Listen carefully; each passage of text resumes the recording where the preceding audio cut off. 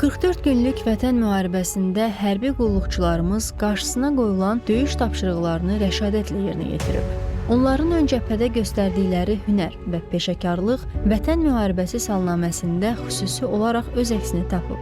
Ərazi bütövlüyümüzün bərpa olunmasında müstəsna xidməti olan hərbiçilərimizdən biri də Vətən müharibəsi əlili Novruzlu Baris Məsimoğludur.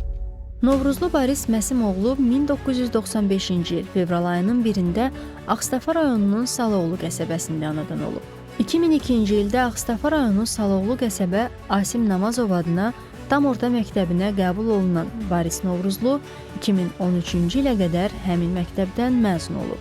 Baris Novruzlunun hərbiyə olan marağı onun yolunu Heydər Əliyev adına Azərbaycan Ali Hərbi Məktəbindən salır. O, 2017-ci ildə Heydər Əliyev adına Azərbaycan Ali Hərbi Məktəbinin tank tağım komandiri ixtisasını müvəffəqiyyətlə bitirib. Goranboy rayonunda yerləşən en sayılı hərbi hissədə tank tağım komandiri vəzifəsində xidmətini davam etdirib. Baris Novruzlu ən yaxşı tank bölüyü yarışmalarında yüksək nəticələr əldə etmiş və üst komandirləri tərəfindən təltifə layiq görülmüşdür. O, qüsursuz xidmətinə görə baş leytenant hərbi rütbəsi ilə təltif olunub. O, 44 günlük 2-ci Qarabağ müharibəsində Talış kənd və Suqovuşanın alınmasında xüsusi fədakarlıq göstərib. 19 oktyabr 2020-ci il tarixində Tərtər-Ağdərə istiqamətində gedən döyüşlərdə partlayış travması nəticəsində ağır yaralanan Baris Novruzlu 6 dəfə ağır əməliyyatlar keçirib.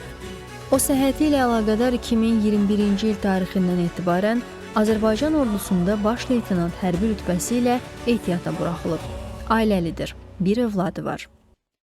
Baş leytenant Baris Novruzlu Azərbaycan Respublikası Prezidentinin sərəncamlarına əsasən Suqovuşanın azad olunmasına görə və cəsur döyüşçü medalları ilə təltif edilib.